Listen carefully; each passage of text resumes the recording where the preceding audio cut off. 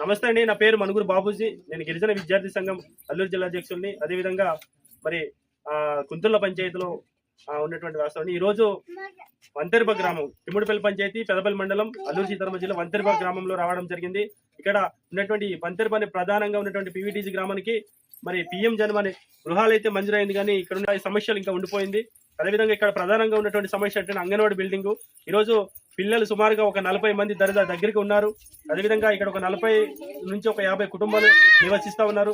అదేవిధంగా ఇక్కడ జనాభా సుమారు 200 దగ్గరికి జనాభా ఉన్నప్పటికీ మరి ఇక్కడ అంగన్వాడీ బిల్డింగ్ లేదు. ఈ రోజు చూసుకున్నాం, ఈ ఆల్రెడీ ఇప్పుడు అంగన్వాడీ బిల్డింగ్ లేక ఒక చిన్న రూమ్ లో అనమాట, గదిలో ఒకవైపు ఫ్యామిలీ బతుకుతూ ఇంకోవైపు అంగన్వాడీ సరుకులు ఉంచుతూ పిల్లలకి ఎటువంటి ఆటపాటలు నేర్పించలేక, అదేవిధంగా పిల్లలకి ఎటువంటి ఒక పాటలు కానీ ఒక అక్షరం ముక్క కూడా నేర్పించలేనటువంటి పరిస్థితుల్లో ఈ రోజు అంగన్వాడీ బిల్డింగ్ లేక ఒక స్టాక్ మాత్రమే పెట్టుకోవడానికి ఒక గదిని ఏర్పాటు చేశారు.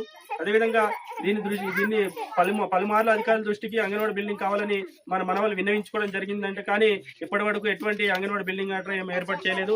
అదేవిధంగా ఇంతమంది ఒక సుమారు 2008 నుంచి కూడా సుమారు ఇప్పటికి ఒక 17 సంవత్సరాలు అవుతుంది. అప్పటి నుంచి కూడా ఇది మెయిన్ అంగన్వాడీ సెంటర్ గా ఉంది, కానీ ఇక్కడ మెయిన్ అంగన్వాడీ సెంటర్ కి ఒక బిల్డింగ్ లేకపోవడం అనేది చాలా బాధాకరం.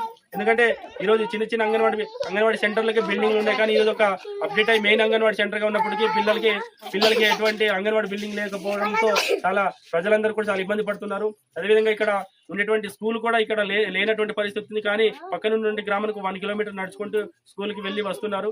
ప్రెజెంట్ అయితే స్కూల్ కి వెళ్ళడానికి ఇబ్బంది లేనప్పటికీ అంగన్వాడీ బిల్డింగ్ లో సరుకులు పెట్టుకోవడానికి, అలాగే ఈ చిన్న పిల్లలకి ఎటువంటి విద్య నేర్పించడానికి కూడా అవకాశం లేనటువంటి పరిస్థితి ఉంది. అదేవిధంగా మన ఒకవైపు అంగన్వాడీ స్టాక్ ఉంచిన తర్వాత అది ఎలకలు ఇవన్నీ తినేసి అంగన్వాడీ బిల్డింగ్ కి లేక, అలాగే గ్రామంలో అంగన్వాడీ బిల్డింగ్ లేకుండా అలాగే పిల్లలు భలే బాధపడుతున్నారు. టీచర్ వస్తే కూడా భలే బాధపడుతుంది.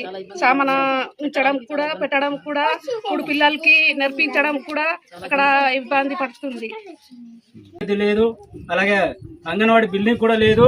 ఇప్పుడు టీచర్ వస్తుంది, అక్కడి పాటలు ఆటలు బోర్డులు పెడదామన్నా స్టాక్ పెడదామన్నా అందులో అంగన్వాడీ బిల్డింగ్ లేక ఒక హౌస్ లో అద్దె తీసుకొని అందులో చెప్పడం అవుతుంది. కావున మీరు తక్షణమే మాకు ఈ అంగన్వాడీ బిల్డింగ్ మంజూరు చేస్తానని మేము కలెక్టర్ కోరుకుంటున్నాము. అలాగే నారా చంద్రబాబు నాయుడు ముఖ్యమంత్రికి, డిప్యూటీ సీఎం గారికి మేము కోరుకుంటున్నాం. సార్, ఇదే మా గ్రామం, ఈ అంగన్వాడీ ఉత్తర గ్రామాల అంగన్వాడిని మాకు మరి మంజూరు చేస్తారని మేము మనవించుకుంటున్నాము. మరి 50 కుటుంబాలు అయినప్పుడు కూడాను మరి అంగన్వాడీ లేక మరి దాదాపుగా మరి 30-40 మంది పిల్లలు ఉన్నారు అంగన్వాడీ వెళ్ళేవాళ్ళు. అలాగే స్కూల్కి వెళ్ళే వాళ్ళు ఒక 40 మంది ఉన్నారు. వాళ్ళు పక్క ఊర్లో 1 కిలోమీటర్ దూరం ఉంది. అందులో మరి నడుచుకుంటూ వెళ్తూ వర్షాలు కానీ మరి ఇబ్బందులు అవుతూ వస్తున్నారు.